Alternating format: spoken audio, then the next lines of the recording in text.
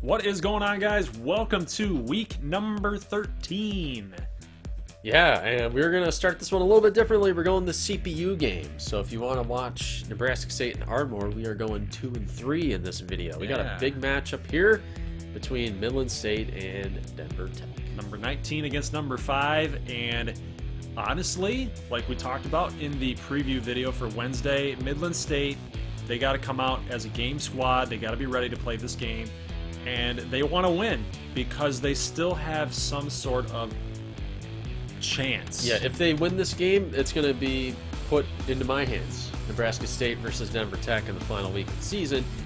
So they would at least stand a chance. But as they're driving, Dexter Whiteside going to get hauled down by Jeremiah Pope, very active defensive lineman on this unit, and another sack. Craig Shates and Andrew Davis come in for the sack. Just got double teamed right there. So Whiteside gets hit hard, but they're going to be able to convert the 3-point field goal right there. It's going to go up 3-0. And here's Jamil Schmidt, man, just powering right through, getting the first down, and actually some good penetration there by Midland State's defense, but yet again, positive yardage for Jamil Schmidt. So again, this Denver Tech offensive line creating lanes and opportunities for the running backs to make plays, and here is Alex Makovich picking up 10 off that read option, and he's gonna get down at the down at the 1 yard line, but that's no problem for Jamil Schmidt. No Jarquez Holly to rob him anymore. Not anymore. So yeah, he will score there. Denver Tech going to go up 7-3. So Midland has to resort to field goals. Not what you want to do. Marlon Swift with a little catch there. Whiteside starting to feel it, I think, playing this kind of defense. He's making some pretty good throws, but they need a big play. They need something big to happen rather than this dink and dunk. And as I say that, they're gonna dink and dunk it yet again. And Kevin Vargas picks up 5, and it's gonna be 4th and 2. So a long field goal here is going to go through. It's going to be down to a 1 point. This guy he's been one of their MVPs the last couple of years. Lance Beauchamp, kicker for Midland State, 7-6. So I don't know if they can beat Denver Tech kicking field goals, but you know, it keeps them in the game. And on 3rd and 14, DeLeon Sanders catches it for 11. So Midland does get a hold. 3rd and 10, next possession, and Whiteside takes a huge hit there. And like I said, he's feeling it.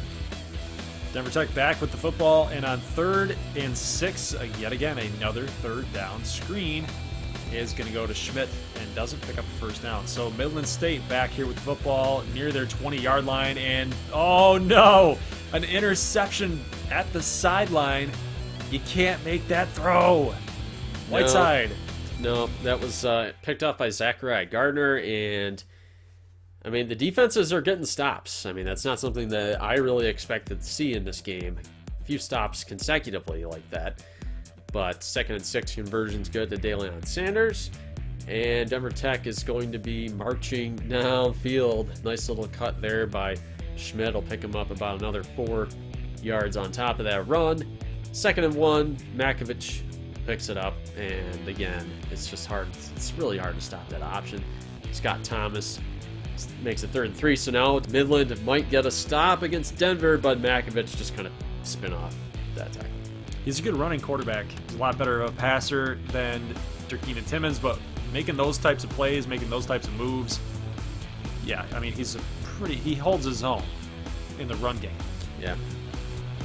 So 14-6, up 8 is Denver Tech, and they will get the football again here. Yeah, they called the draw there. I hate that call. I do too. 10 yards picked up by Makovich. And Jamil Schmidt, what are you doing to Makovich there? You're kind of blocking his throw. He does get the throw off. And they're going to pick up the first down. That's to DeLeon Sanders for 7. And with 7 seconds left, they're not kicking the field goal. They're going to take a shot. And, he's running away. Throws off balance, and it does get batted down. But, 2 seconds. Honestly, if I'm Midland, if he's running around like that, just let him keep running around. Kill the time off the clock. Yeah, they kind of lucked out there, and it'll get them 3 points. So Denver Tech is in control of the game. Schmidt going to pick up, man, I mean, that's a 16-yard gain there. Denver Tech not slowing down. They're trying to clinch the West Division here with a win today. We have not seen Midland State on offense for a little while. At least not a sustained drive for a little while. But here's a nice play on defense. Going to sack Matkovich. That's J.R. Romine getting in on the defensive play there. 1st and 10 for Whiteside and the Mustangs. And here's a pass. Nice completion, but a big-time hit on Marlon Swift. He's still able to hold on to the football. Pass complete to the right on the out route. On a 2nd and 7, Midland State will pick up the first down up to 159 in passing yards on the game. And another big hit on Kevin Vargas. Down at the 1 yard line. And the 1 yard line monster has consequences because stuff like that happens. False start. Now you're staring at 2nd and 6. Yes, so, oh my goodness. Woo! What off-balance throw by Whiteside. Dallas win for the score. And now it's going to be 17-12. That animation ends up in an interception about 75% of the time. So that's very lucky that he completed that throw. Midland State back in the game, though. They're going to go for the extra point to make it a 4-point game. Denver Tech first down on that carry, and the machine just keeps chugging along here. Scott Thomas, the number 2, he's taken over for Atari Scroggins because they want to get the true freshman touches. Or the redshirt freshman touches, rather. I don't have the statistics in front of me, but it's looking like right now they're averaging like 6 yards per carry. It's probably somewhere around there. It's getting insane here, but this is a really good stop by Seidenstricker. 3rd and goal. Makovich dropping back. He's got a receiver open on the drag. That's Elliot Hushka with the reception, but another big stop by Midland State. So they're going to have to settle for the field goal. It's going to be 20-13, only down a touchdown. And Whiteside looking for the big throw. It's going to fall incomplete. Just bobbled out of his hands there. But really nice. That's a great throw. Marlon Swift. Only could have been in one spot, and he nails it. Really good catch by Swift. Claudio Keller now with an 11-yard rush. He's got 65 so far on the game. Here's a handoff. Good blocking up front for Keller. He's going to get 12. So Midland State starting to find themselves here on offense as we are now up into about the 8-yard line. And here's Keller for 7. They're going to get dropped at about the 2 or the 1. But he goes down with an injury. So they haven't forgotten how to run the football. But Whiteside will throw it away on 3rd and goal. So are they going to go for it here? Yes, they will. Wow. I missed it down at the 1-yard line. This is a 4th and clutch. goal. He fit that in there. Gerard Harper. How did he do that? I don't know, but this game is now tied with 5:14 left to go. What a good throw. Really good. Really great throw. I mean, look, boom. Was that John Madden? That was John Madden. Hey, what a really good throw. What a great throw. Boom. Boom, he just ripped it. Boom. I don't know how this kid does this, man. He just, boom. 3rd and 6. I did not even mean to do that.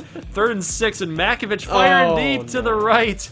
And a great catch there on the sideline. And Denver Tech is now threatening with 4:20 left to go. And a sack. That's Trumaine Spurlock. 3rd and 11. And Makovich firing deep. Ooh. And a really good play right there on defense by the Mustangs. And now in this 2020 game, we have Dragocevic gonna hit the 3. It's gonna be 23-20 with 3:51 left to go. So now as we skip a little bit further, a minute 50 with 3 timeouts. Midland State, you've got to get something done here. But Demetric Pence gonna get dropped for a 1-yard loss. 3rd and 11. Midland State has a chance to win the game with a touchdown, and oh my goodness, a big throw out there to the right, almost a face mask call, but Jared Harper coming up clutch. Great throw right there by Whiteside, and looks like that's Jesse Tyson checking in. That's the first time I've seen him. Keller's out, so yeah, they gotta rely on the 2 backs. And a strike! To McKinley. Who? McKinley Harris. Who? What a throw! With 56 seconds left. The wheel route just over top of the corner's head. He couldn't even react to that throw. He just slung it. That was a great play, but it's a 4-point game now, and Denver Tech in big-time trouble here. They still have all 3 of their timeouts. They spend the first one there. 50 seconds is a lot of time for this offense. Makovich is going to hit Sanders, and they had to call a timeout because he didn't fall out of bounds. That's tough, but a floater! Oh, no, Makovich! Interception, Midland State. Les Witherspoon with no gloves. The unsung heroes for the Mustangs, guys, coming through in this football game. Holy cow. And now It's over. getting a talking to, and oh my gosh, chaos. Chaos is about to ensue Well, not quite. in the Big 12. Not quite. Denver Tech still in the driver's seat, but now they are in jeopardy. So, yeah, that was a huge game, and Midland kind of saved their season because it was heading downward quickly. And we'll talk about Wow. more at the end there. Wow. Let's get to this game here. We got McAllen, Ardmore, a team that's had your number lately. Yes, we are coming off of 2 straight losses against this McAllen team, against 2 different quarterbacks every year.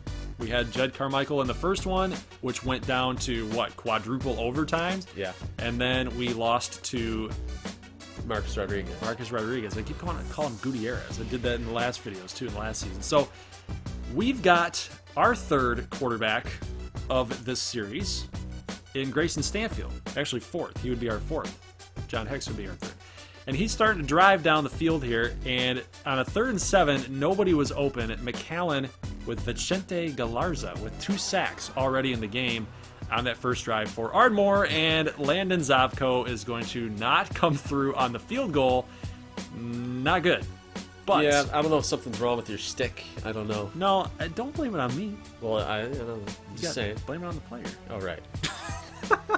I would blame it on me, guys. I really would. But for storyline purposes, you got to blame it on the players. I do take responsibility for it, though. Grayson Stanfield misses on that attempt to go to the sideline.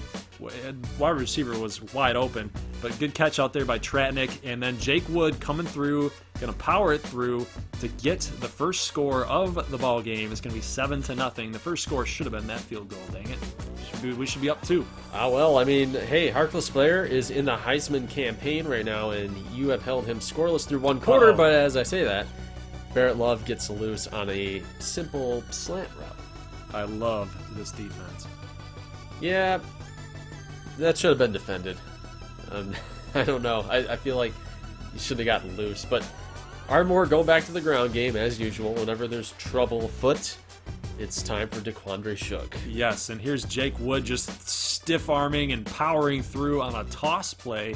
Going to get 5. So I thought they were not going to be expecting that, but they actually did. McAllen played that really well, but Jake Wood just is a man amongst boys right there, so he took care of business getting that first down.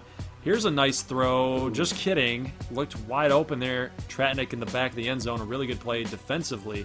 And oh my. That's a nice throw. Yes, it is. So Stanfield, he kind of does this. He kind of makes some weird throws, and then he makes some really pretty passes. That pass was pure connection with Zach Flores. Yeah, These lot of two have a touch. chemistry right there. So touchdown Ardmore, 14-7, and Carson Jackson coming up big time on a 3rd down, and he gets the first down. 2nd and 6 now, and here's David Price and Ewing gang tackle right there on Marlon Malloy to set up a 3rd and 7. So Blair didn't even give his offense a shot. Good stop for Ardmore. So you get the ball back now with about 2 minutes left in the first half. Leandro Ransom. Uh-oh. Nice move. He's still on his feet. Wow. I love that. Was a great move. Yes, it was. 14-yard reception for Ransom, and it's important that we start getting all of our playmaking receivers involved in this game here. So here is a forced throw by Stanfield. Cisneros picks it off. Ryan Markham, the backup tight end, has to make the tackle, and Stanfield cannot believe. He's like, dang it, man, I cannot believe I just made that throw. Yeah, there's a lot of options that he could have gone there, and he just kind of did not make the right read. Yeah, he was trying to make a touch pass right over top of Cisneros, but I don't think that the freshman realized that cornerback Cisneros could jump that high. All right, so McAllen cannot really get too much offense going. I mean, you're going to get the ball back here with a minute. So, I mean, you're keeping Blair in check, and that's good there. But, yeah, Stanfield, you got to come up with some points here to make up for that INT. See what he can do, but he's going to go down. 31 seconds, and time is taken away here, but we will call a timeout. And you know what, guys? We're not satisfied. Yes, we're going to be shooting for it, and a nice pass complete to Tratnik. Going to pick up 15. It's going to set up to 3rd and 4. We are not using that final timeout, though. We want to get more yards. And here is Tratnik going to get 10. So with 6 seconds left, we elect to call the timeout. Now, Zavko, we're relying on him, and he sneaks it through. Woo! So hooked in there. We go up by a touchdown. Thankfully, we should be actually up 10 with that missed field goal. I'm still on that. But we'll take the lead against this high-profile, highly prolific McAllen offense. But they're not really showing up today. Only 10 points. Here's Gutierrez making the catch and does not get the first down. 3rd and 1, and here's Ewing with the great read from corner. That's why every yard counts, boys and girls. Yes, Blair gets dropped, and a field goal attempt is going to be no good as the wind must have gotten to Coronado. Yeah, that was, he doesn't miss a lot of field goals. Here's a stiff arm by Hibbard, but really great blocking. Can he get to the end zone? He can. He got to the pylon. 33 yards. Probably like a 7-yard pass completion that he just turned upfield for 26 more. I'm surprised he wasn't carrying the ball behind his back with the 1-yard line monster. Yeah, you know, it's just your natural reaction. Right. Would be to put the ball behind your back. Yes. Why didn't he do that? These are the questions. These are the mysteries of life. Jasper Hodges right there for a tackle for a loss, and now Blair going with the screen pass to Marlon Malloy, and Ardmore defense, guys, is all over that play. Get the football back here, turning it over to Stanfield. So here, 3rd down screen? Yes. What are you 3rd thinking? down screen, and we're going to Brent Guerrero, and I thought we had some good blocking right we there. We make fun of that all the time, and then you actually did it, thinking it would work. Yeah, I just wanted to be like the CPU for a while. That's all. Just wanted to get the game close or something. Yeah. 24-10, and oh my. Big time hit there by Jasper Hodges. And now he's got 3 tackles for losses, so he's having himself a heck of a defensive game here. And Jake Wood coming out of the backfield for a reception. Stanfield's now got 276 on his day. So here is a 2nd and 1 pass complete to DeQuandre Shook. Going to get the first down, and now it's just about killing clock, guys. 5:05 left to go. And firing it out to Tyrell Hibbert, who's beating the secondary for another 30-plus yard touchdown. This one going for 39. Stanfield now over 300 yards. He had himself a pretty great game today, and the McAllen offense was just nowhere to be seen. Gutierrez gets a yard out of that, and they're going to get the ball back to you. There's Xavier Wiggins. Oh, nice cut. Cutting through the defense for the touchdown, and Ardmore is going to blow McAllen out of the water. I saw a little bit of a letdown effort here for the Matadors today. Maybe I might be selling you guys short, though. Maybe Ardmore played a legitimately great game. It feels like a complete game. And now that Harkless, Blair, and the offense got the football and they were driving, the game was over as it was, but he's going to force a throw, and Gilroy going to come up with the interception in the end zone to end it. And surprisingly, Hibbard is the player of the game. I mean, he had a really good one, 2 touchdowns, 117 yards receiving, but I'm not that surprised. Yeah, I mean, I would have probably given it to Stanfield, but, you know, he did have that interception, which was not good, but good game. Good win by Ardmore. Yeah, let's check out Nebraska State versus Amarillo. You remember these guys, don't you? Do. We have not seen Amarillo in quite a while, and that's probably why. That's probably why we haven't seen them in a while. They really have not been a relevant team this year. Schedule didn't work out in their favor, and then they fell out of it early, and we just have not seen them since, guess what, week 6, I believe, was the last time we saw the Armadillos. So in those beautiful powder blue uniforms. I know, it's a travesty, man. They'll be back. But you know what? They're still in line for a bowl game. When they're making plays like that, and Shinosky screwed up, did not read the secondary. Colt Schaefer gets the pick, and Shinosky tracks him down for the tackle. I love the guts there. I mean, Schaefer's kind of, he's kind of a rock. Shinosky's kind of a little bit skinny still, but that's part of his charm, I suppose. D.D. Dukes gets 15. He can do it all. Very well-balanced quarterback. He can make throws like that. And Sledge, the freshman tight end, David Sledge, making the reception there for 21. And here's Dukes. Probably should have read that to Keon Sykes there. Yeah, good stuff. So the Prairie Dog defense coming up with a big stop. We got 3rd and 5 in the corner. Oh. The Armadillos take a 7-0 lead here. Shanoski trying to recapture some of that magic from last week. And he's going to find Swan for a big 37-yard pickup. Love it. Roll him out. It's those two. It's just those two. The connection that these guys have. A lot of those athletic grabs, those big-time catches by Swan, and the good throws by Shanoski on that rollout to the right. Yeah. Now, time I try rolling out to the left, and it doesn't work. Dropping back by 16 yards? Yeah. He takes a 16-step drop. Maybe even a 20-step drop. Yeah, it is what it is. And then, boom, 4th and 35. We're going backwards, folks. Now, it's Shanoski's job to punt and pick up at least something out of that. Let's see if we can get some good field position out of this inside the 4. Maybe he's a better punter than he is a quarterback. Shut your mouth. Here is Keon Sykes picking up -1 yards. And he's actually going to go ahead and get some positive yardage there, but Nebraska State's defense comes through. Holding him in check so far. So we got 6:46 left here. Swan connects for a 12-yard gain. So Shanoski's struggling in the early going deep. Oh, no. And there's Schaefer again.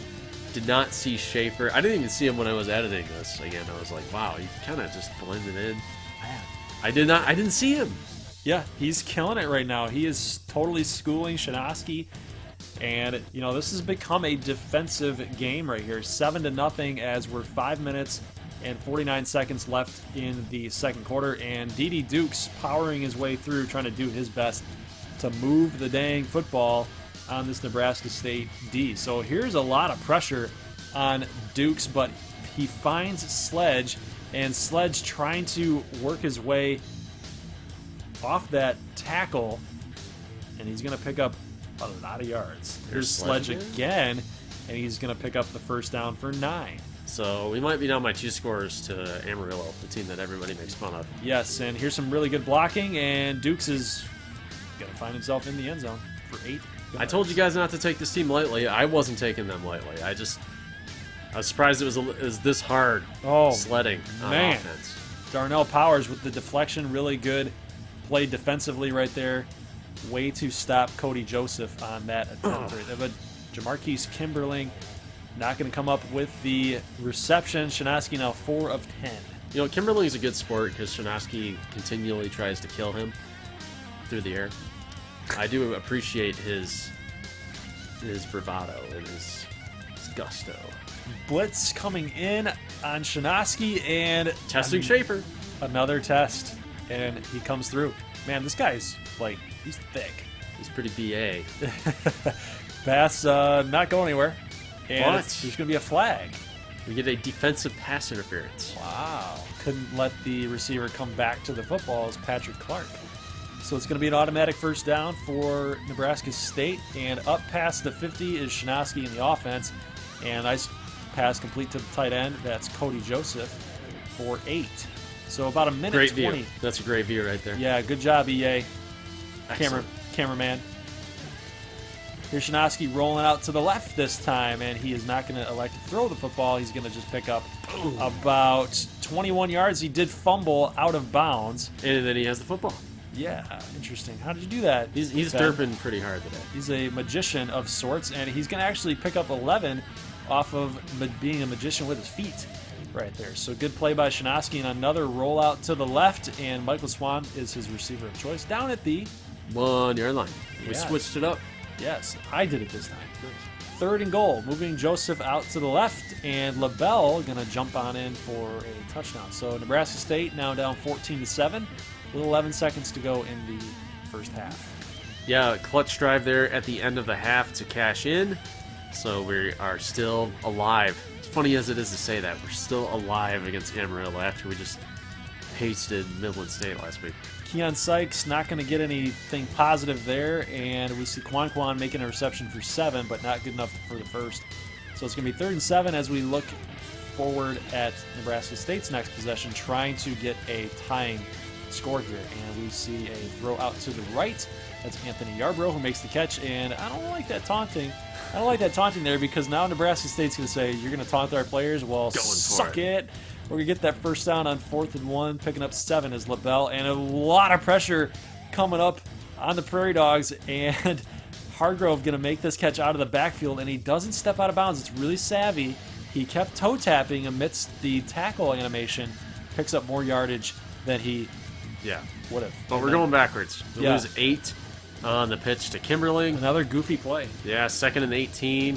And Shinosky can't get rid of it. Everything's way downfield. I was looking for A to break from his block. And we're in field goal range. And we're going backwards. Here's Cameron Willis going deep. He might have Yarborough, but he can't make it. And look at this. We had the A wide open. Yes, you did. Would have definitely picked up first down. Possibly could have had a touchdown if he had enough athleticism to break that through. Yeah. Oh, well.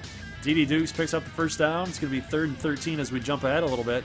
And Jordan misses the sack opportunity, and Sullivan then misses the interception possibly. Can I buy an interception, please? Probably not.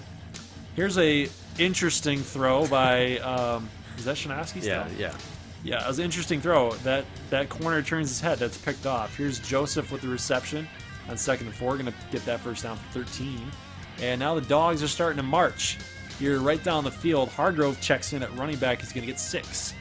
Hargrove still, yet again, going to pick up about 6 yet again. So he's averaging 6 on this drive. Cody Joseph with the touchdown reception. So Nebraska State is getting pumped up because in the 4th quarter with 5:20 left, it's a brand new ball game. Yeah, it's about time. You got the 2 red zone picks. I lost points with the offense moving backwards. So here's a deep throw. Okafor again, no pick. Could have had the follow-up reception after the deflection, so that was a close call for the Dogs. But LaBelle gets stuffed, and it's going to be 4th and 3, and we go conservative and punt. And Amarillo runs a screen here on their first play. You got D.D. Dukes. Let him run the ball if it's not there, like that. That's what he should have been doing before. And Shanka makes an odd tackle. Hey, give Shanka credit, man. He's having a great season. He's been playing better for sure. There's still some things that I'd like to see a little bit better, but he's playing well. Probably all conference. 2nd and 2 after that first down pickup, and now it's all about killing clock and getting into field goal position and potentially winning the game here. But pressure on Shinosky, and he's going to run it. And good blocking by the tight ends and receivers downfield. Shinosky gets the first down. So. Oh, no. Dropping back, and now out of field goal range. You can't do it, Ben. Oh, no. Get rid of the dang football. He does here. Oh, he jukes the wrong way. What is going on? 3rd and 29. Okay, Cameron Willis, do your thing.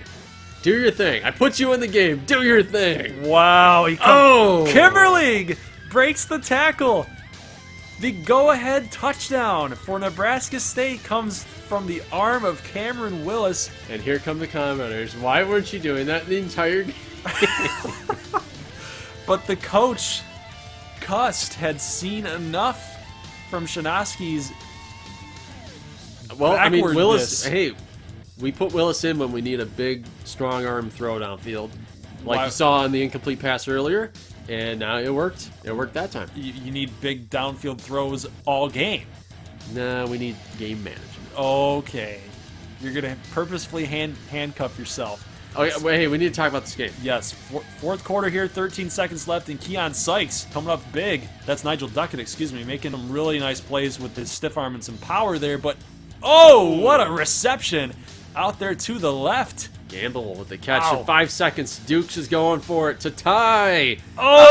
Sutton drops it. The follow-up, they had 2 chances to come up with the game-tying touchdown, but to no avail. Nebraska State wins a nail-biter, and you gotta ask the question yet again.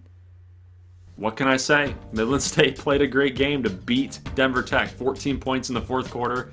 This is a really, really solid win for this team. They needed this kind of win. It was a gutsy performance for a team that had been underachieving this year, and they got the clutch touchdown. They had a clutch 4th quarter.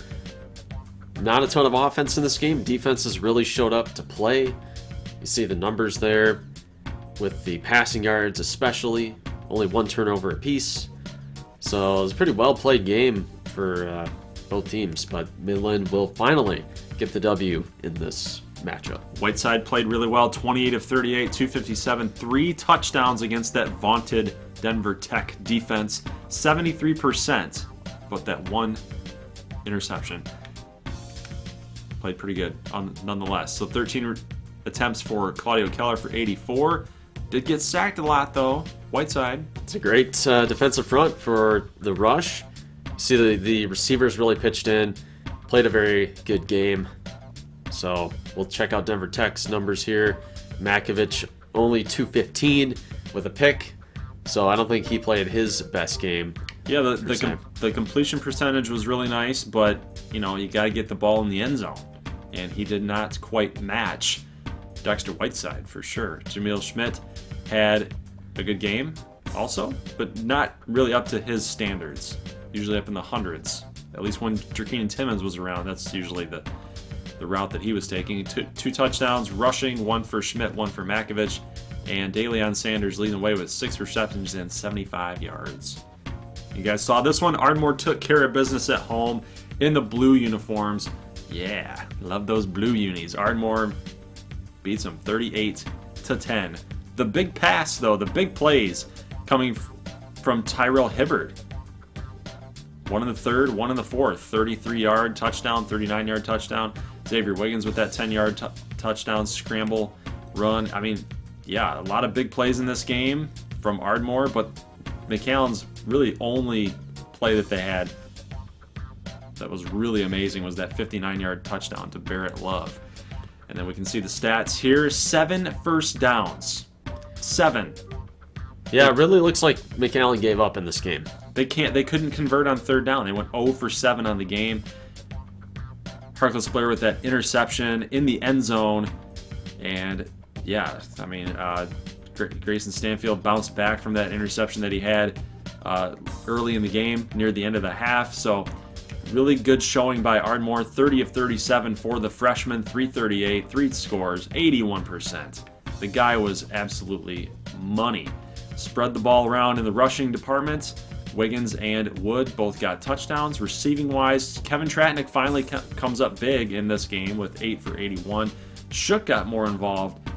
Hibbard with the 2 big scores. Yeah, I mean, this was a really, really good performance by our offense. Yeah, you see Harkless Blair here did not do his Heisman campaign any favors. You see McAllen at 7-4, likely going to be outside of the top 25 next week. So he is basically done with his Heisman campaign. I would say so. But as a redshirt sophomore, I think he's going to find himself back in the mix hopefully soon. And Carson Jackson and those seniors didn't get it done. They had 3 years to get it done, and they couldn't do it. You want to explain the lack of offense in this game?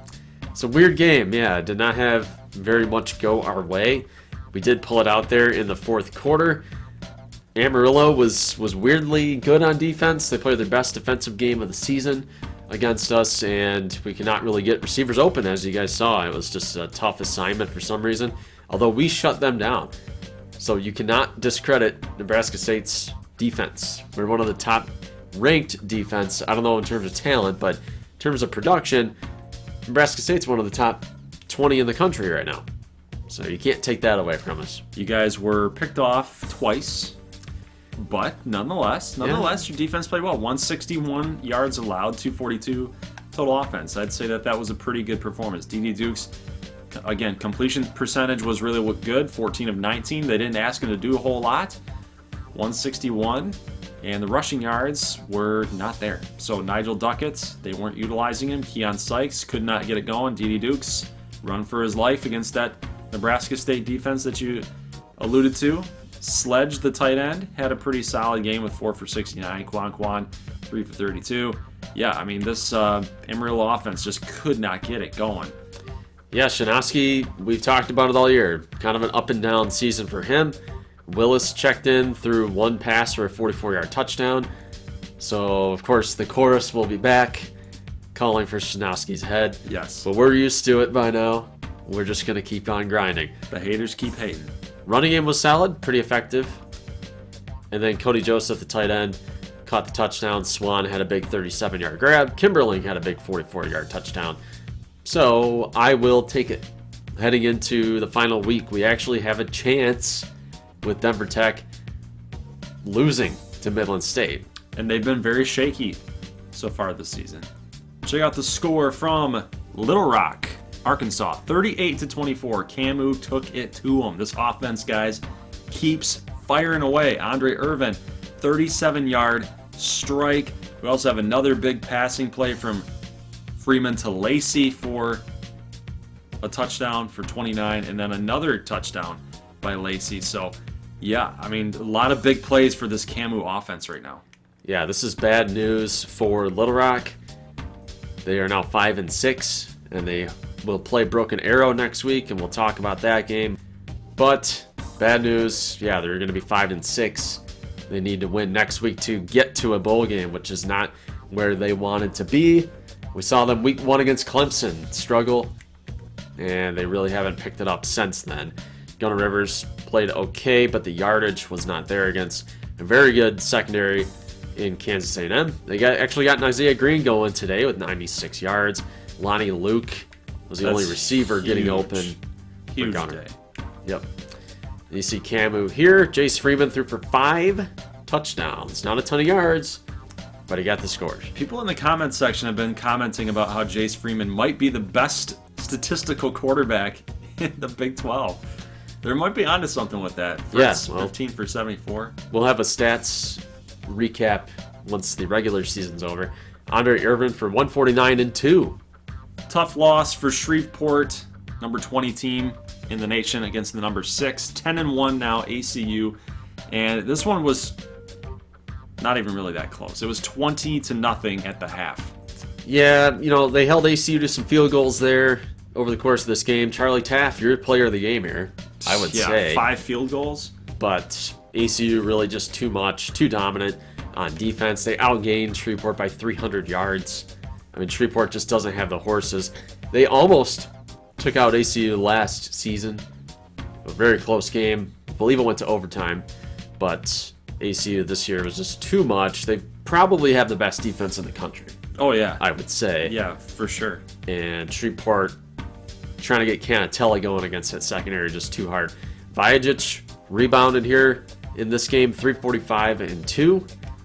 And then the rushing game, obviously factor late with Reed Jr. and David. And then Reed Jr. in the passing game, a $146. A lot of checkdowns is what that means. Unless they were splitting them out wide, that could have been a possibility too. Defensive numbers here, I don't know how many sacks were given up, but it looks like just 1.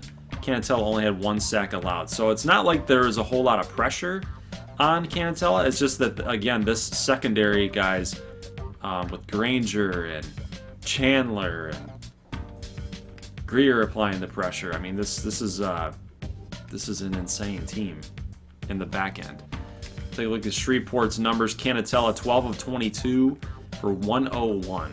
It's bad. It's a bad day. Seidel Riggins, 15 for 53. Roberto Allen, 10 for 42. Jay Ballmer, 3 for 16. So again, they just could not find any of their athletes in open space. All right, Uba knocks out the Dust Devils 48-31. Danny Booker did get the start on senior day for Odessa State. So even though Pat Dowdell played really well against Denver Tech, they did go to Danny Booker. Broken Arrow just blew them out. 654 yards of offense. This team's legit. Ooh. Broken Arrow put it together after that loss to Utah.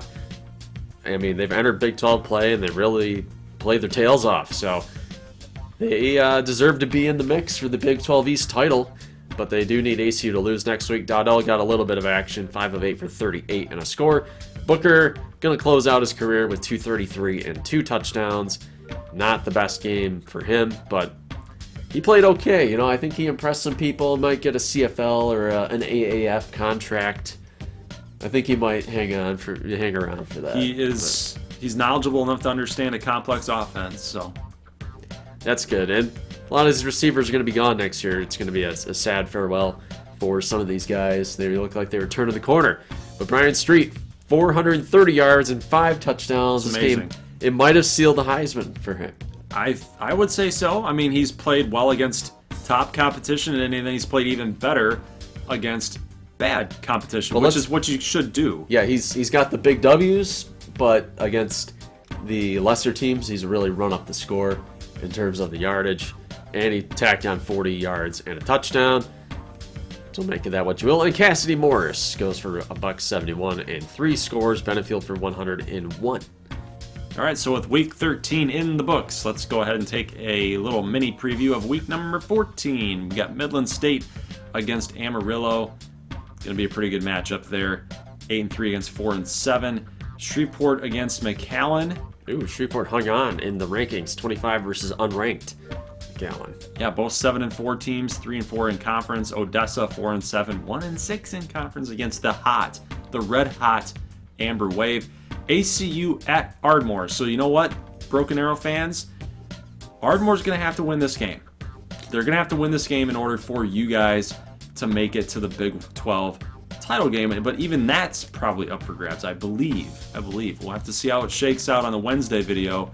So if you guys want to see how some games are going to impact the title chase, then tune into that video. Because look, take a look here. Broken Arrow actually owns the tiebreaker because they beat ACU. So that means since they are now 5-2 in conference play, if they win against Little Rock, they will be 6-2.